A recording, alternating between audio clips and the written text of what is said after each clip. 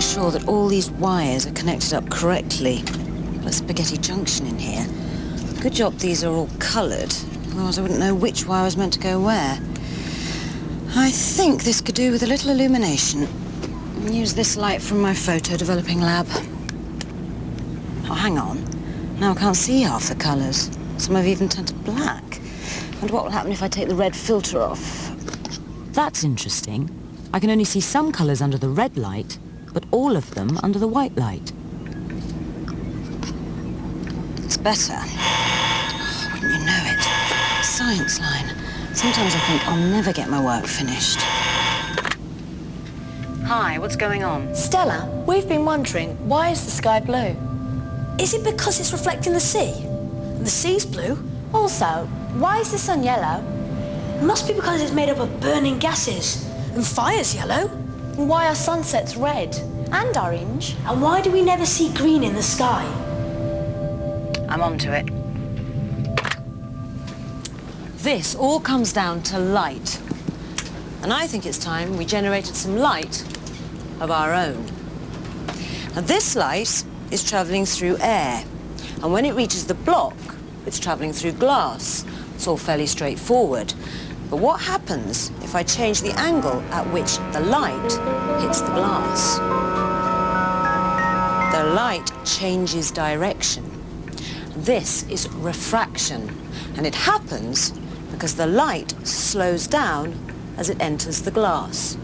Now, if I pass the light through a prism, it's refracted, something else happens. White light entering the prism, but all these colours coming out. Well, this is dispersion, and what we're actually seeing is what makes up white light, all the colours of the rainbow. And this is why the sky is blue and a sunset is orange.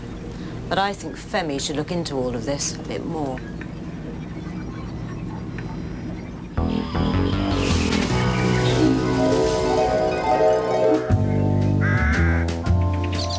Gorgeous, isn't it? Bright summer's day, clear blue sky and a bright yellow sun. But why? I mean, we're all used to these colours. But why is the sky blue? If I wasn't enjoying myself so much, it's the sort of thing I could investigate. Perhaps I could help you there. Well, what do you know? It's Ian McCaskill, the top weather forecaster.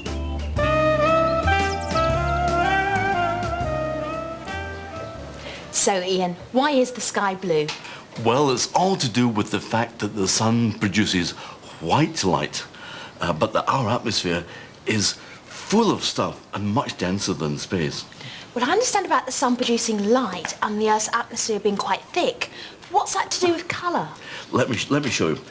I've filled this tank with water, and I'm going to put this milk powder in it, and this will represent our atmosphere. It's actually quite a good representation of the atmosphere, because the milk powder represents all the water droplets, all the dust, all the pollen, and all the other particles in the atmosphere. And this is our sun, producing nice white light, just like it does in space. The sunlight in space is white. Now, if I lower the sunlight into our atmosphere, you'll see what happens. Oh, yes. Well, the light around the beam appears to be blue. Right. And if I look round into the end of the tank, well, the sun's light, it looks yellow. Well, yes, that's because, as you know, white light is made up of all the colours in our spectrum. Now, all these colours get pushed about by our atmosphere, and it just so happens that the blue light is the one that's scattered most of all. And so when you shine a white light into the atmosphere, all the blue light is scattered all over the place, all over the sky, in fact. And of course, when you take the blue colours away from the sunlight, you're left with a yellowish looking mixture, and that's why the sun looks yellow. So if you take away some of the colours that make up white light, you get a new colour. In this case, taking away the blue leaves yellow as the predominant colour, giving the yellow colour of the sun. OK then, Ian, but the sun doesn't just look yellow, because in the late evening when it's setting, it can look red. Now, what's going on there? Is it more blue light being scattered, maybe? Yes, more blue light is being scattered, but something else is happening. As the sun starts to set and lowers, the light has to travel farther and farther through the atmosphere, and that, of course, means... Well, even more stuff or more particles for the light to travel through. Exactly, and I can get the same result by adding yet more milk powder to our sky. Here goes. As the sun travels through more of the atmosphere, even more blue is scattered, making the sun's light more orangey. Then some of the yellows are absorbed by the atmosphere, and when you take the blues and the yellows away from white light, you're left with a red colour, and that's why the sun, just as it sets, appears red. OK, so that leaves us with the red, but it also leaves us with green. Now, I have seen some very red sunsets, but I have never seen a green sunset. It does happen sometimes if you're very, very lucky. Normally, of course, the red light is so strong that you don't even notice the green. But if you're in the right place at the right time, something fantastic happens. Just as the red is dipping below the horizon, there's only green left, and that's called the green flash. It only lasts about a second, and it's easier to see from space than Earth, but it does happen. And a very lucky scientist in America managed to film it. So as you can see, all the fantastic colours that make up the sky happen because the sun produces white light.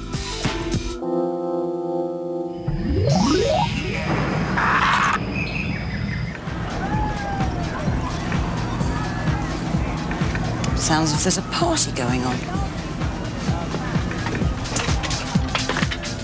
Hello? Stella, we've got another problem for you. Why do our T-shirts keep changing colour? My white one changes with whatever colour signs on it. It looks red under red light, green under green light, and blue under blue light. My red shirt goes black under green light. And my cyan shirt goes green under green light, blue under blue light, but black under red.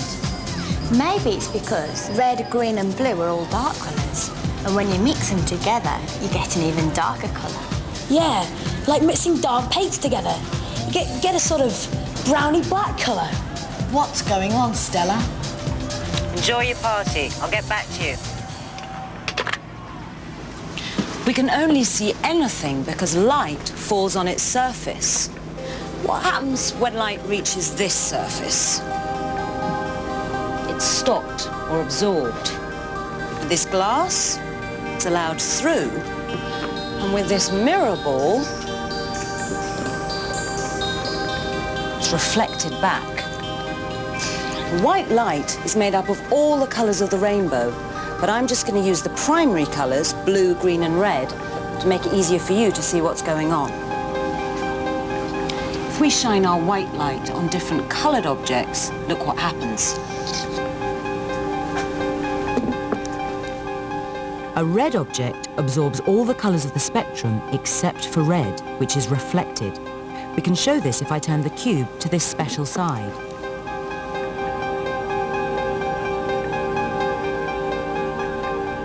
It's a similar story with this green side.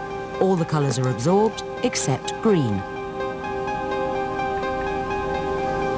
I think Femi should find out more.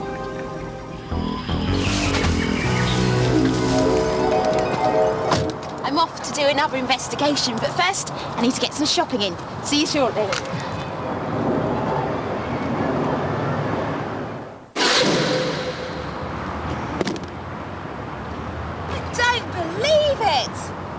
Look at this scratch. Now, this red paint must have come off the car that did it. But which car?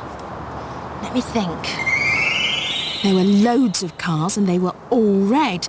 So I'm going to make it my investigation to find out which one's responsible. And I know just the person to help me do it. I'm off to see forensic scientist Dr. Peter Sansom, who can use colour to catch criminals and people who scrape against my lovely car.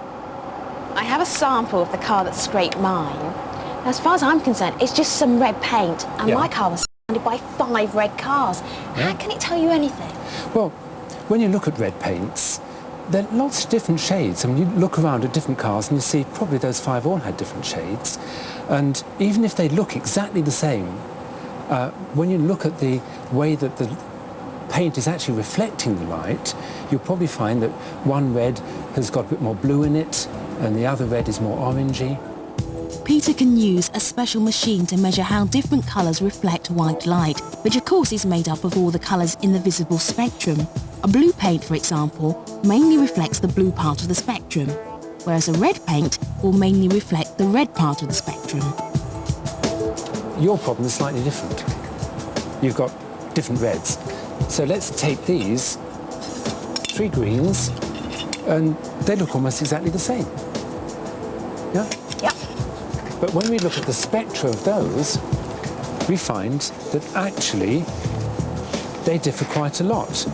And you can see that this one reflects more red. This one is reflecting a little bit of blue here, whereas this one is a mixture of colours being reflected so that we perceive green. So even 3 colours that look quite pure, for example these greens, are in fact reflecting different mixtures of colours, including some you wouldn't expect to see. And forensic scientists can use these colour fingerprints to match evidence from the scene of a crime with the examples of all the paint colours they hold on file. So I'm getting closer to the person who damaged my car. Peter, Oh, yeah. I have the results. What can it tell us? Right. Well, first of all, obviously it's a red paint, but the actual measurements of the colours seem to suggest that the nearest one we're going to find like it is a Ford. Hang on a moment. Yes, a rather recent Ford seems to be the most likely paint for this. Excellent. A red Ford. Hang on a moment. That's not sufficient for evidence. That's an indication. Peter, don't worry. It's enough evidence for me. I know exactly who that Ford belongs to. Thank you. OK. A red Ford. Hang on a minute. You've got a red Ford, haven't you? No, you've got a red Ford. And you were parked in the car park earlier. That car belongs to you, doesn't it? You owe me for that car. I can't believe you made me go through that entire investigation, and it was you! You just come back here and own up to it!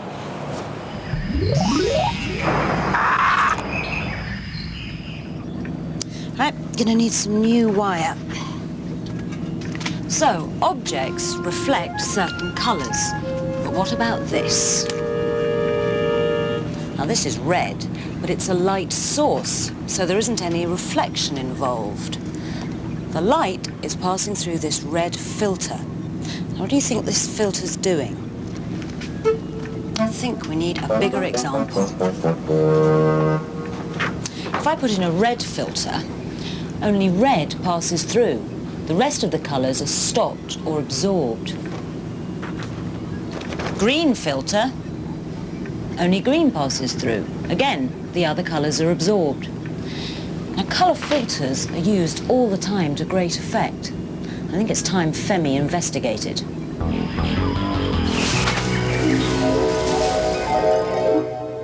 Stella's given me this strange poem to read.